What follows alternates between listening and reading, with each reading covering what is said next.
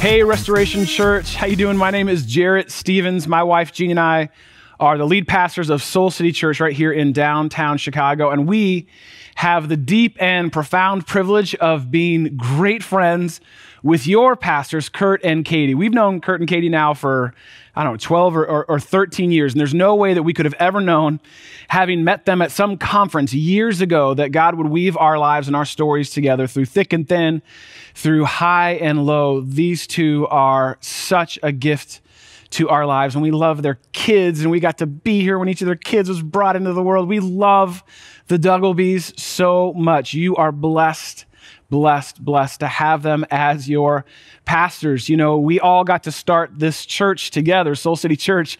And I was asking some other folks that started the church with us, I need stories. And there was, not surprisingly, a long text thread of Kurt's stories. So I thought instead of a message this weekend, we could just do a roast of Pastor Kurt. I thought that would be fun. Notice I'm not going to say anything about Katie.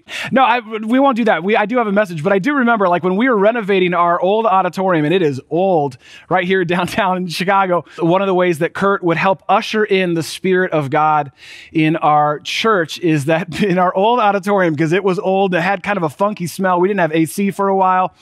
And he would walk up and down the aisles with 2 cans of Hawaiian scent Febreze. And he would just walk, and you could just see Kurt walking up and down the aisles before and between every service. And we just said that was the anointing of God. As soon as Kurt sprayed the Febreze, it would just fall and rest on this place. And no one's really been able to take up that mantle since Kurt and Katie went out to pastor your church. So Kurt, listen, discipleship, you should have raised up a leader. That's all I'm saying. Look, I could go on and on about how much we love these guys, but what I thought I would do is get into a question and really kind of unpack a process that I've been working through and I've been wrestling through over this last year and a half. I don't know about you, but this last year and a half, I found myself asking some big and important and significant, and I would call them spiritual questions.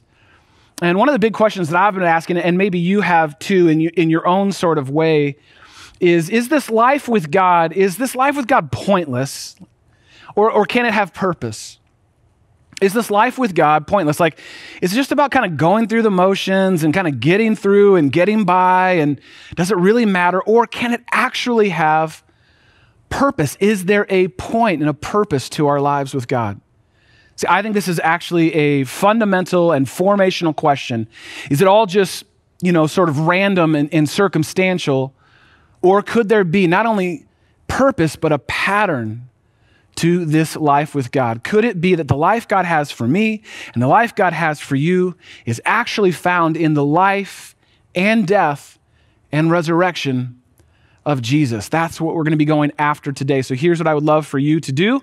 Would you grab a Bible or open up your app, however you need to get there, to Mark chapter 8. Grab a Bible or open up an app to Mark chapter 8. It's a couple books into the New Testament. Let me give you some quick context on the Gospel of Mark. So one of my favorite places for someone who's new to faith or new to the Bible, this is where I tell them to go, is to the Gospel of Mark. Why? Because it's the shortest gospel. It moves the quickest. It cuts out all the fat. Not that there's fat in the Bible, but you know what I'm saying. And what Mark has set it out to do is to show us that Jesus is God's Messiah. He is the promised deliverer that God said would one day come. And the Gospel of Mark is filled with action and movement, but Mark does capture some intimate and significant moments with Jesus and his first followers. And one of those is a conversation that we actually find in Mark chapter 8, specifically in Mark 8:27. It speaks directly to that question that we asked just a little bit ago. Is it all just pointless, or can it have real purpose? And in Mark 8:31, we see that Jesus actually lays out what this life with him actually looks like. So let's jump down, actually. We'll start there.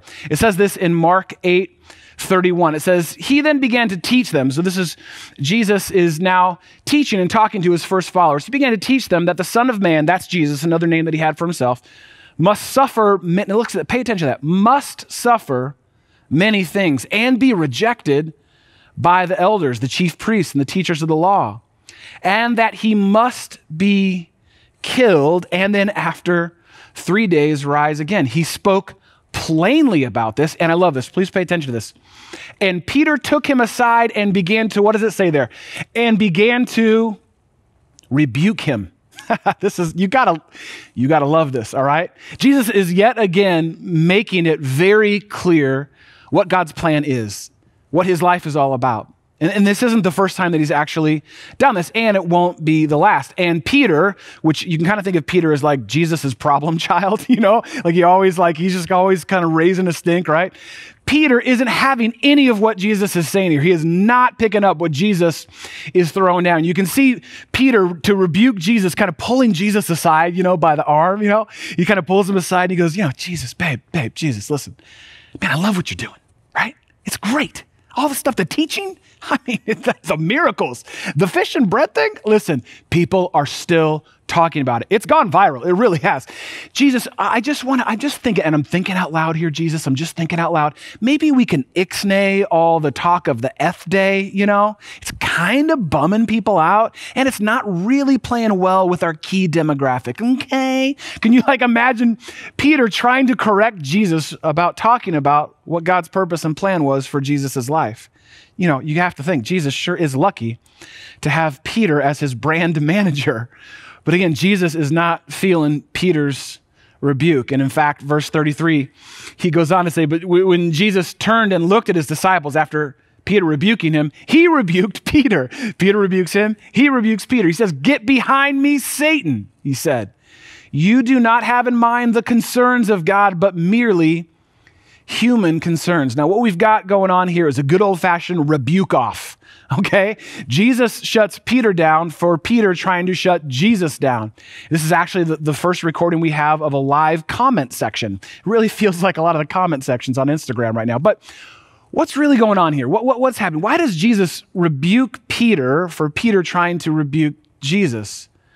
Well, some of what is going on here in this moment is Jesus is actually speaking against his followers' expectations of him being a conquering king. That's what they had in mind for him. They wanted Jesus to be a conquering king. They wanted him to take power and never give it up. They wanted him to go bigger, to restore Israel to the place it had once had in the world. And, not too small of a thing, they wanted him to bring them along for the ride. But that's not Jesus' purpose. That's not his plan. Because Jesus, in this passage, is doing two things at once. Now, at one level, Jesus is giving a picture of the life that he came to live and to give for us. So that's what's going on one level. He's talking about the events that would actually happen. He would be rejected. He would be crucified, and he would be raised by God from the dead. So at one level, he's giving us a picture of what would happen for him. But at a deeper level, Jesus is showing us that this is not just merely an explanation of his life, but an invitation for our lives.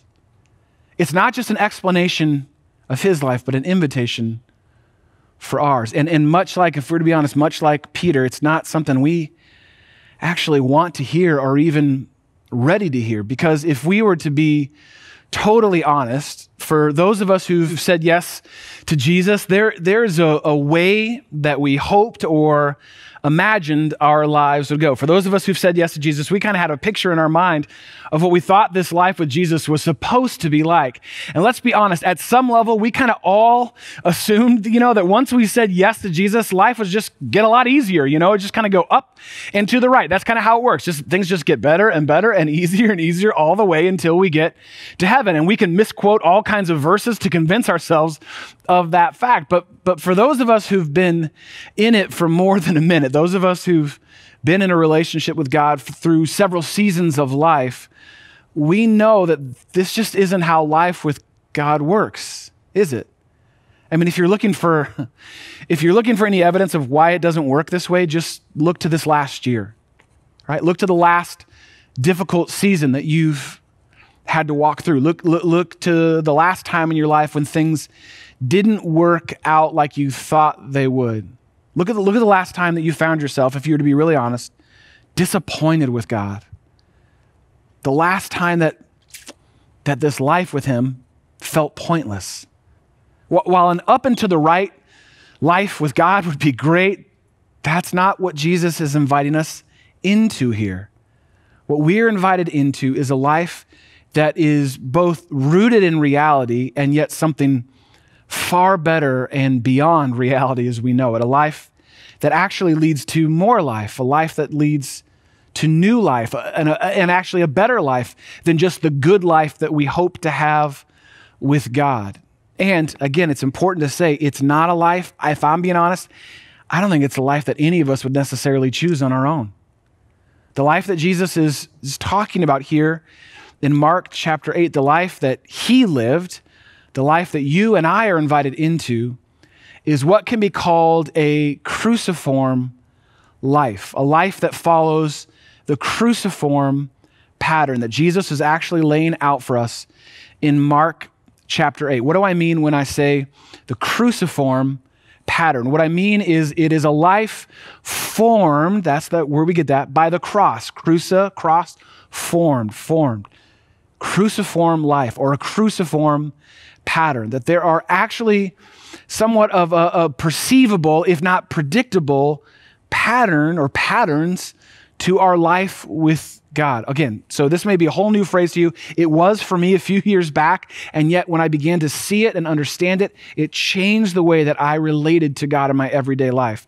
So what do we mean by the cruciform pattern that Jesus lays out for us in Mark chapter 8? Well, the cruciform pattern actually begins with new life, right? As it should. It's a great place to actually start. And anyone who's ever been in a relationship with Jesus, you start here with new life. This is where it actually starts. And here in this phase of the cruciform pattern, everything is awesome.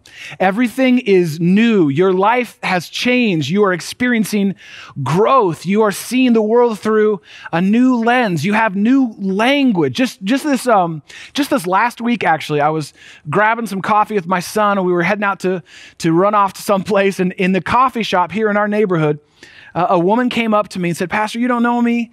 And she introduced herself to me, and she began to tell me of how much her life has changed since she said yes to Jesus and started coming to our church and said yes to Jesus. She's joined a small group. She got baptized. She joined one of our midweek classes that we teach on the Holy Spirit. I mean, she is growing and growing. And she said with tears in her eyes in a Starbucks, "I've never grown before like this in my life." This new life phase is a wonderful place to start. But as many of you know all too well, it's never where you stay.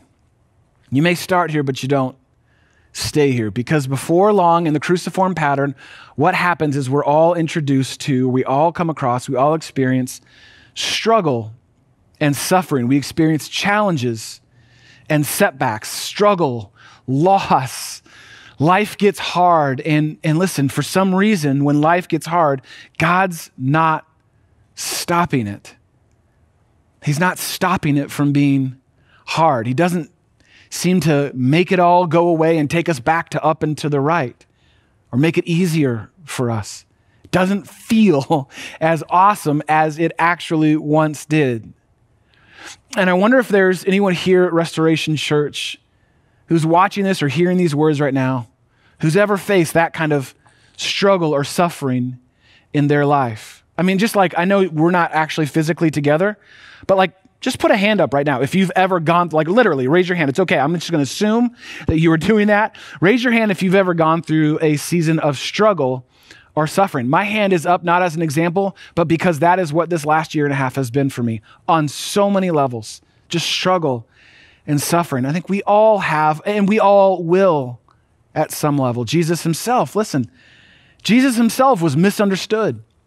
He faced rejection and betrayal and slander, loneliness, loss, and all of that happened before he got to the cross.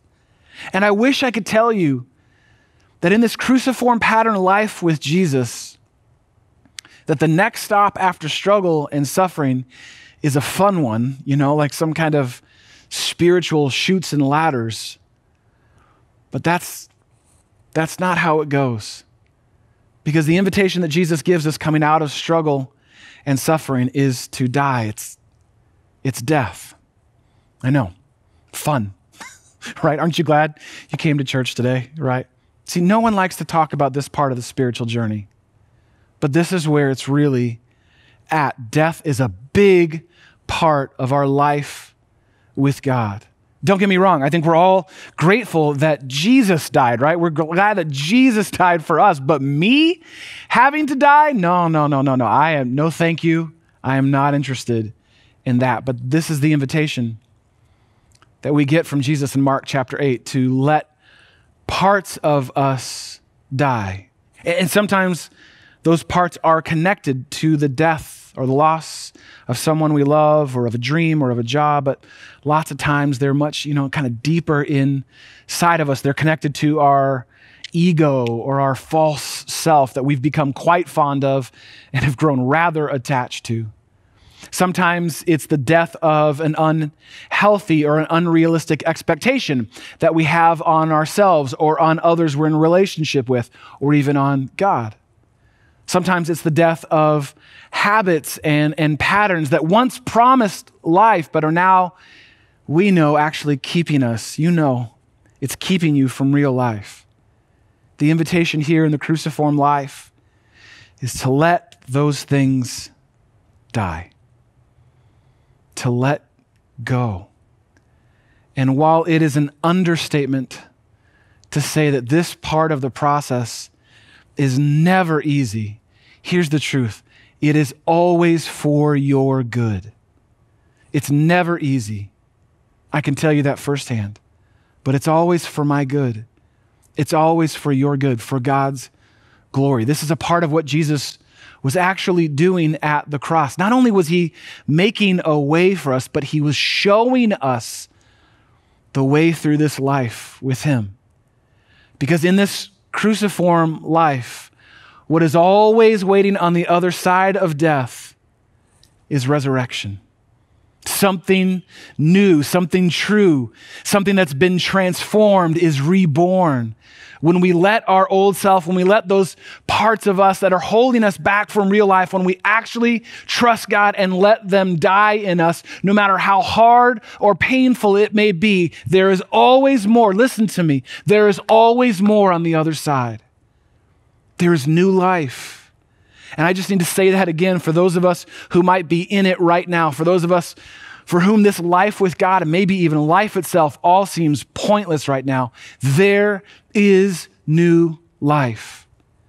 And somehow we were taught or mistakenly believed that new life in Jesus is just a kind of a one-time event. Like you say yes to Jesus and that's it. You're given a new life, but that's not how it works in this cruciform life. You are born again and again and again. You are not the same. You have new life. This is the cruciform pattern as it continues to work its way out in our life, as Jesus modeled for us in himself and then gave the invitation for us to step into and live into as well. This is how God grows you and refines you and grows you and refines you and grows you and refines you. This is what transformation look like. Like, this is what it looks like. This is the game. This is what Jesus not only came to do for you, but he came to invite you into, to do with him. This is what life with Jesus actually looks like. When people talk about a spiritual life, I would contend this is your spiritual life. How many of y'all know this to be true, that this is how spiritual life works with God? Now, again, we have to be honest. This is not what we want, is it? It's never what we actually want, or at least not the struggling, the suffering, the dying part, right? Because most people spend most of their lives trying to avoid that at all costs. Like, listen, can we just do a little quick real talk here? I mean, you can't stop me because I'm recording this, but most Christians want to spend the majority of their life with God in the new life part, but don't want the dying part. Listen, they want the blessing, but they don't want the breaking. But what is true of Jesus' life is true of your life in him. There is no resurrection without crucifixion. There is no new life without old things having to die. But you already knew this. My hunch is that you already knew this, and you've seen a part of this pattern play out around you. Now, I know for those of you who are in San Diego, when it comes to the weather, you really have nothing to talk about. But for us here in Chicago, it's one of the few things we all have in common is complaining about the weather. I know, because I grew up in Northern California, the better part of California. I know I just lost some of y'all with that one. But I grew up there where everything is always awesome. The weather is always awesome. But I live in Chicago now where we actually have to earn our weather, where when it gets above 45 degrees, that's when everyone starts busting out shorts and flip-flops. Listen to me. Real talk. I said I wasn't going to roast him, but Pastor Kurt was known for rocking his rainbow flip-flops way too early every year, right? You see, because we're here in Chicago, now that everything is finally opened up again, we are living for summertime shy. I can't tell you how packed every beach is in this city. It is slammed in the city. We love summertime shy. This last month it has been bananas. We treat our lake like an ocean. I know you have an ocean. We do too. It's called Lake Michigan. And for anyone who's ever lived here longer than a year, you know that we don't get to experience all of this that we love without actually going through this. Let me take another perspective of that same beach. You got to go through this to get to that. No one likes to talk about that part of the process. You don't see this picture a lot in any of our brochures. Come to Chicago where you'll barely survive, right? But this is, again, just another reflection of the cruciform pattern. It's precisely what Jesus was talking about in Mark 8. In fact, in Mark 8:34, it says this. It says that then he called the crowd to him along with his disciples, and he said, whoever wants to be my disciple, maybe you've heard this verse, must deny themselves and take up their what? Take up their, everyone, listen, Restoration Church, we say our words out loud here at Soul City. I want you to say that word out loud, all right? So you're going to say it out loud right now from wherever you're watching, even if you're watching in a Starbucks right now. Whoever wants to be my disciple must deny themselves and take up their cross and follow me. Verse 35, for whoever wants to, what's that next word? Whoever wants to save their life will what? Lose it. And whoever what? Loses their life for me and for the gospel will, one last time, save it. Think about the wisdom of Jesus, what he's laying out here for us. Whoever tries to save and hold on to their life on their terms ends up losing it. It slips right between their fingers. But those who are willing to actually lose their life, to trust God, to go through that cruciform pattern with him, follow Jesus all the way through it, will always find new life, true life in him. How powerful is that? Could it be that this is what Jesus is inviting you into? Could it be that even though maybe it's felt pointless, or you're not sure even where you're at with God in this season, where you're at in this world in this moment, could it be that all that you've been going through has been a part of the greater purpose that God has for your life? Could it be that the cross that we spoke about there, we saw Jesus talk about so honestly, could it be that the cross is not merely a way to life, but it's our way through life? Could it be that the cross, this cruciform life, it's not merely just a ticket to life, but it is your journey through life? That your transformation, your spiritual formation is formed by the cross. That it's not just something for you to look at, but to pick up, to make your own. This way, this Jesus way is your way through life.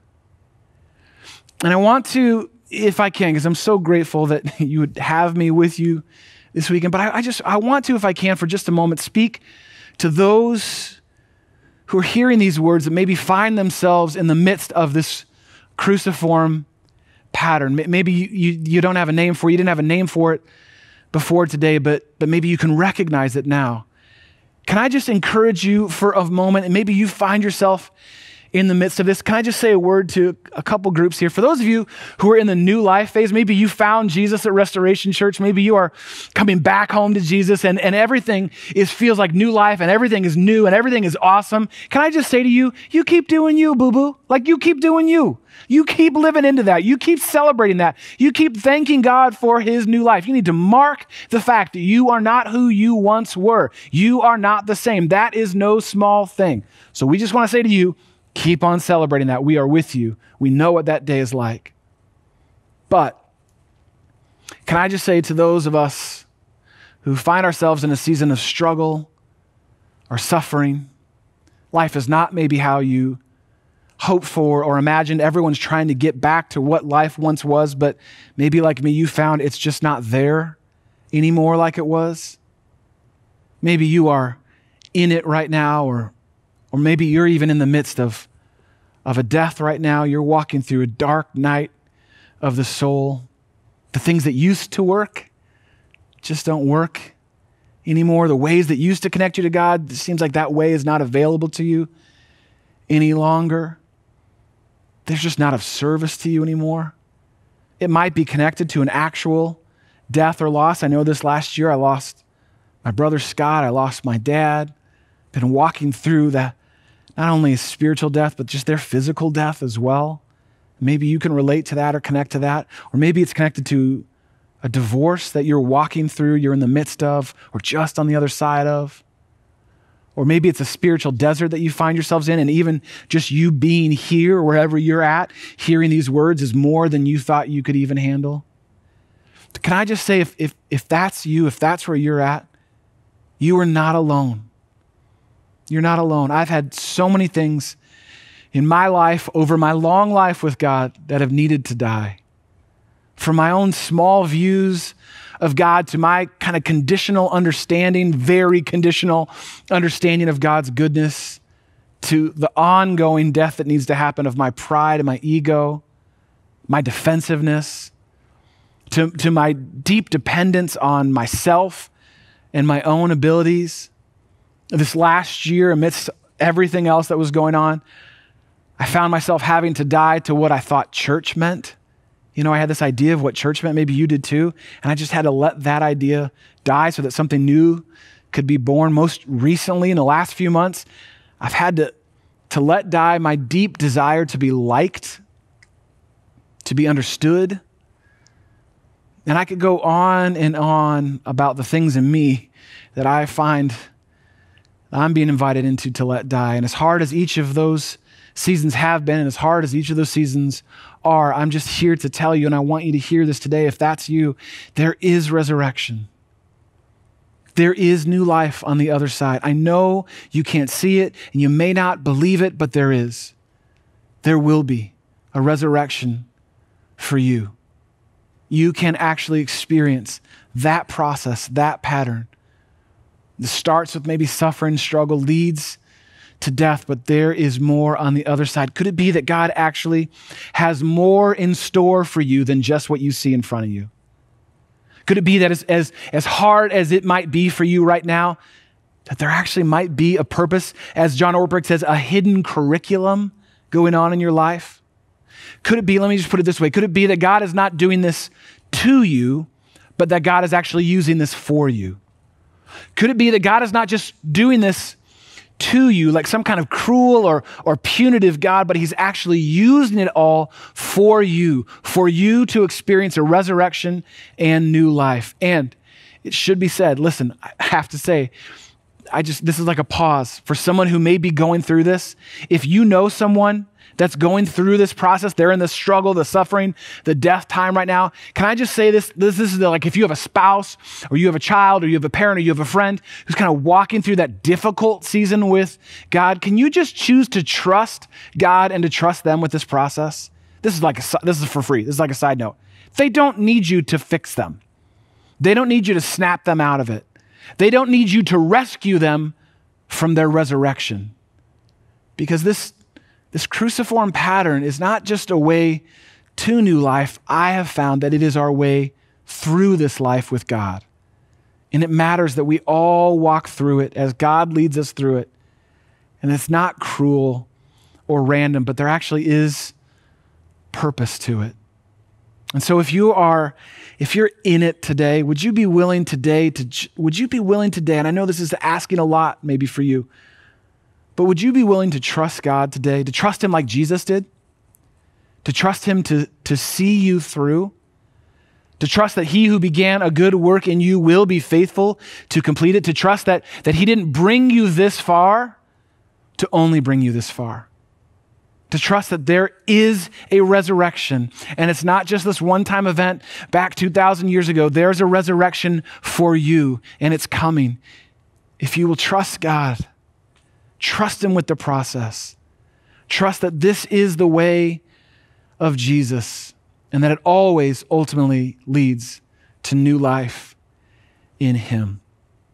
I would love to pray for you right now, and I want to take a risk if I can to pray for you. And I know that I'm on the screen and you're in the room or wherever you are, but would you be willing to take a risk with me? If you find yourself in maybe that part of the cruciform pattern where you're in the struggle or the suffering, or maybe even in a season of death, things aren't working like they used to, something has died, would you have the courage to just raise your hand right now? Would you just kind of put your hand up? I know I can't see it, but the people around you can. And here's all I'm going to ask you to do. No one's here to fix you. No one's here to rescue you. They're just here to support you. If you're in a struggle season, if you're in a season of suffering, if you're in a season of loss, of death, where it just is hard to see what the point of it all is, would you just raise your hand? And all I'm going to ask is someone around, whoever has their hand up right now, would someone around them just put a hand on their shoulder or on their back? Just put a hand on them, because I want to pray for you. So just put your hand up enough for someone to see that's you, and then put a hand on that person, on their shoulder or on their back. You don't have to do anything more than that. I'm going to pray for you as we support each other spiritually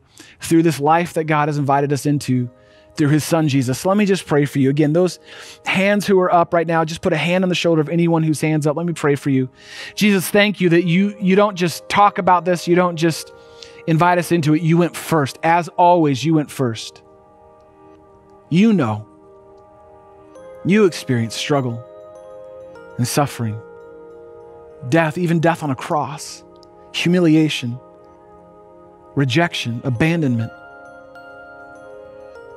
And whatever it may be, the folks who are hearing this are walking through, there's nothing that they're facing that's greater than your love. There's nothing they're facing that's greater than the hope of an empty tomb, of the reality of resurrection. And God, I just pray right now for a spirit of encouragement, just like a fresh wind, to just give enough to get through today, to trust that you have not forgotten them, you have not forsaken them, but you are actually for them. And for every person who had the courage to raise their hand, and even for those who maybe didn't, would you just fill them with that hope, with that encouragement that you have a greater purpose at work, that you are actually working on them, and there is resurrection, there is new life, just as Jesus promised there would be. Would you remind them of that today? And with these words, however you've wanted to use them, Holy Spirit, be an encouragement. Be a soft place for them to experience your love, that it would surround them right now. That's my hope and my prayer, that we would be able to support each other and carry each other and walk with each other through this whole cruciform life with you. Thank you, Jesus, for the work that only you can do, the work of transformation, that you're never done with us and you never leave us alone. It's in your name that we pray. Amen.